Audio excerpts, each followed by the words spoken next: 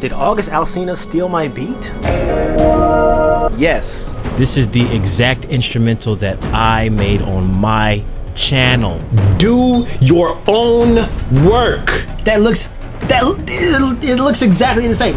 The album covers are literally the exact same album.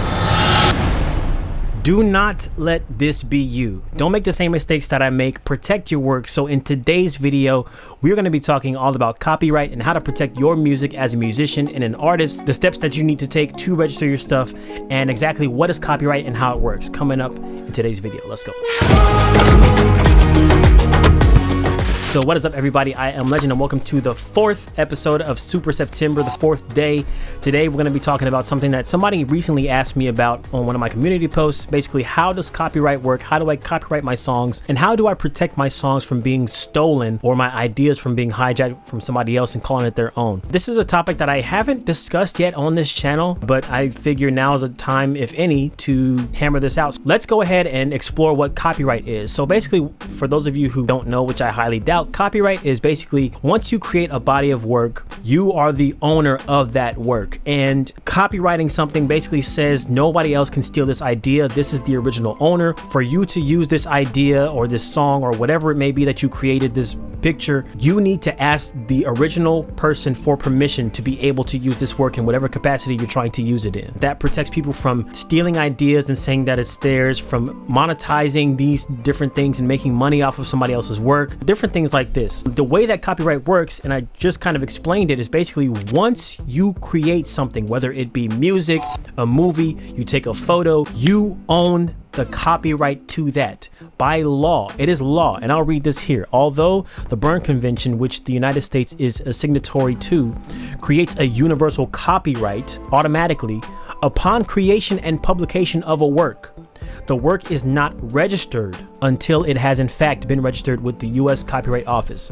So it's not that you don't own the copyright when you make your work. This is in terms of like legalities and taking people to court and things like that. Your work is not registered as copywritten until you register it.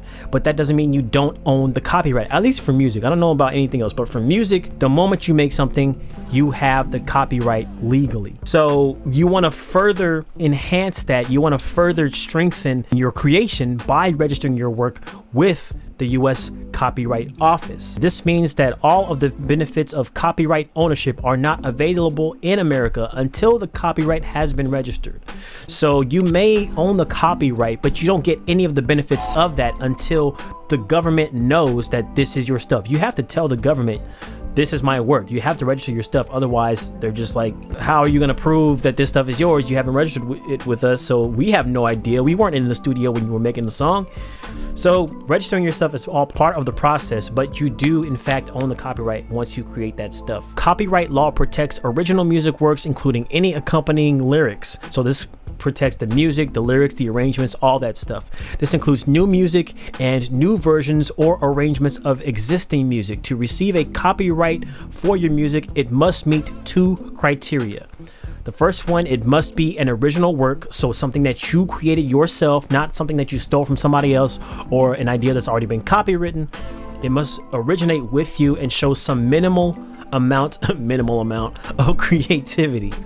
Short phrases, titles, and chord progressions are not protected by copyright. And this is something that I want to make an entire video in and of itself, because all these, people getting sued, Pharrell getting sued by all these people and all these artists saying that you stole my chords and all. You can't copyright a chord progression. You can't copyright notes, but like an entire phrase, an entire like song being stolen, that is a thing. The next thing is it must be fixed in a tangible object, such as a digital recording, sheet music, or an audio tape. An idea for a song or a melody that you have played on the piano but have not recorded cannot be copyrighted. So it's important to know that before your stuff gets copywritten or copyrighted, you have to make it physical.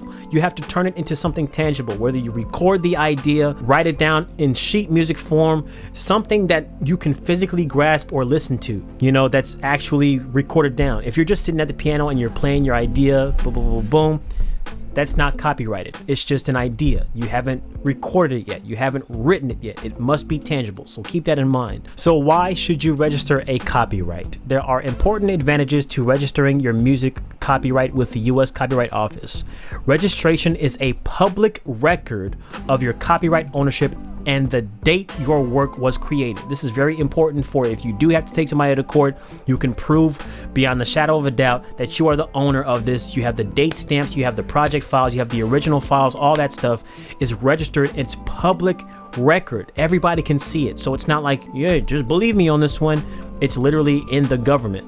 You must register your copyright before you can file a lawsuit for copyright infringement. And this is for obvious reasons, because if your music is not registered under copyright, the lawyers aren't going to have anything to prove to say that this is your work other than your word, which, yeah, I mean, to an extent, because you did create the work yourself, but until it's shown in the registration, I mean, that's just how law works, unfortunately. And then it kind of gets into the, infringement and all that stuff, which I'm not going to really dive too much into, but the easiest way I would say to register your music, you can go directly to copyright.gov here. You make an account, copyright.gov/registration, and then you can come down here to performing arts. That's going to be music. You click on that, and then you can click these video tutorials to see exactly how to copyright your stuff. So you have to make an ECO profile, and that's where you actually start to register your music. You can do multiple songs at a time or one song at a time. I would recommend doing multiple songs at a time because you're going to be paying a fee for every time you register your copyright, and the fees are $45 if you're the single author. This is going to be like the basic thing for online filings, $65 for all other filings. Paper filing is $125 in these different states, and I think this is also a paper filing. I'm not too sure, but basically do it online, pay $45. This is the cheapest one. So when you register your body of work, you can do a whole bunch of songs all at once, pay the $45. Instead of doing one song, you're paying $45. You don't want to do that. All this other stuff you can take a look at, but I'm just talking about music here. Copyright.gov/about/fees. That's where you'll see all this stuff. But once you register, you can check out these video tutorials to see exactly the process on how to go about submitting your copyright. Now, another way to protect your music, especially in this digital age, is to protect against content ID. People are going to upload your music to YouTube.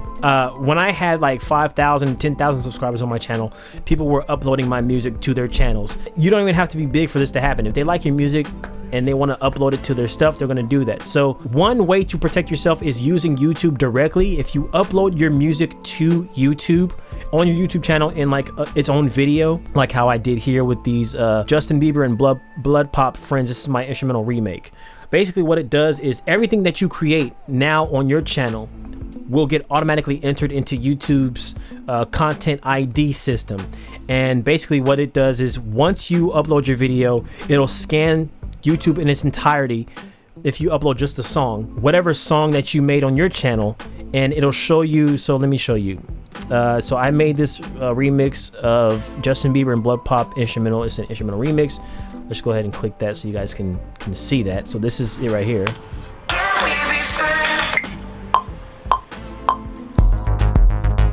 So basically this person, if I go to their channel, used my instrumental, and you can see it right here. They just copied and pasted the entire video on their channel.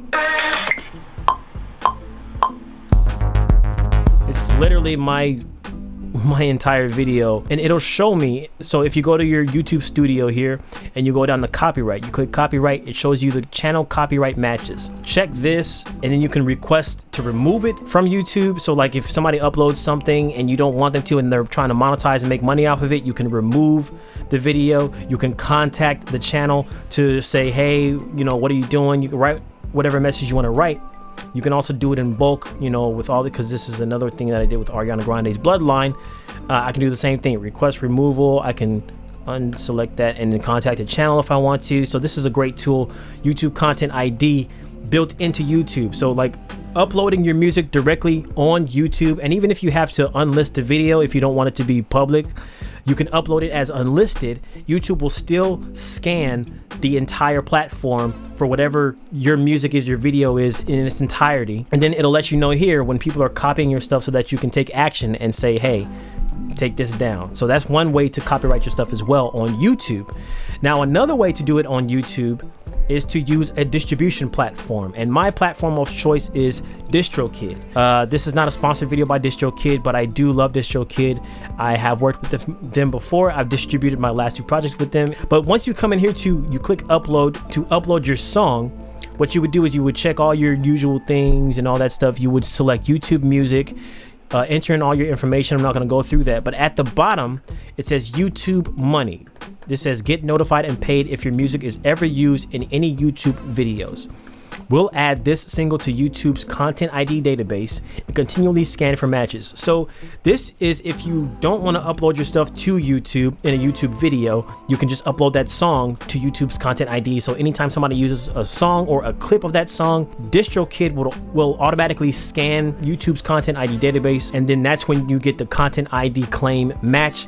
And it won't take down their music, but it will monetize their video and automatically send you money from whatever views that they're getting, whatever stuff that they're making. They won't basically be able to make money off of you. You'll be able to take all that money that they're making, basically do what these record labels do, and Content ID claim their video and get all the money that you need. Now, they do take a 20% cut from the revenue that's generated from that video, but hey, it's worth it for me. As long as somebody else isn't making money off of my stuff, then it's fine. So yeah, we'll add this single to YouTube's Content ID database and continually scan for matches. So when your music is detected in any YouTube video, you'll be notified, and ad revenue will automatically go to you instead of the person who uploaded the video. Pretty much all of the platforms have this in some way, shape, or form. Just check to make sure before you distribute that whatever platform you're using, they have the YouTube Money or YouTube Content ID option. Now we want to go on to if your stuff is played in stores, if it's played on the radio, mechanical royalties, things like that. So what you want to do is register with a PRO, a publishing rights organization. There are different publishing rights organizations that people use. All different kinds of artists use all different kinds of organizations. It's all up to you. It depends on what you personally want to go with. They all have their own artists that flock to them for whatever reason. I personally have CSAC because I was invited because I was working with an artist who had CSAC, and they have been doing very well with him. And so through him, I got invited to join CSAC because CSAC is invitation only. And basically what they do is I register my music with CSAC, and anytime my music gets played in like the radio or things like that, I'll get my royalties from these people. I'll get my royalties from the streams that I get on the radio or wherever it is played. If it's played on TV, anywhere that's not like a digital platform, I should get money from that. And I have. There have been times where, and then also this is beneficial for you when you're working with other artists and you want to have your royalties come in when you produce something for them, or you write something for them, or you have a feature and they need your publishing information to be able to give you those royalty checks. This is where a publishing rights organization comes from. So you register your stuff, you register your music, and anytime you work with somebody, you give them your information and then you get the money, or you register your songs, and anytime these songs get played on the radio, you'll get money from that. It's not just like people are using your stuff without your permission. People like Adele. So Adele is on CSAC. There's also BMI. A lot of people swear by BMI. This is one of the standards as well. Look, it's Kirk Franklin. He uses BMI. Publishing organizations have their own little award shows, their own perks as far as like workshops that they do, and they teach people things. I actually just did a collaboration with ASCAP, which is another publishing rights organization. Here we have Migos. They're on ASCAP. Mariah Carey, she's there. But they're one of the most popular as well. But they all do the same thing. All these people, they will scan your music across, the mechanical places like radio and TV and movies and things like that. Wherever your stuff is played and licensed, you'll get your money from those things. Now, it might take some time, but it is definitely worth it. And I've received twice in my lifetime 2 checks from CSAC of $125 and like $250, which was pretty cool. Just out of the blue, I'll get a check in the mail. Here's $250 $250. I'm like, oh, okay, that's pretty cool. But definitely get a publishing rights organization, sign up for one, because that's going to be the way to protect your music in terms of radio play mostly. You can also go through LegalZoom, which registers your copyright for you. It takes about 15 minutes. Now they do charge $114 for the plus the filing fees, but I would assume this kind of streamlines the process, and that's why they're doing this. Is it cuts out, you know, all the confusion. You just give them the basic information and then they'll do all the stuff for you. So I haven't used this, but you know, if you want to try it out, go ahead and do that. But this is just ways to copyright your stuff, to protect your music. Don't be like me. I just want to teach from my experiences. This is how you copyright your music. This is how you protect your stuff. Leave a like on this video. Comment something down below if you have any questions or comments. I'll answer everything as I always do. If you are not subscribed, please hit that subscribe button and turn on the bell notifications. Set them to all so you'll be notified every single time I upload a brand new video to this channel. I love you guys. I appreciate you guys. Another video down in the month. I'm really trying to go hard. I wasn't going to upload today, but we're going to try and plow through this month. So thank you guys. As always, I love you and stay legendary.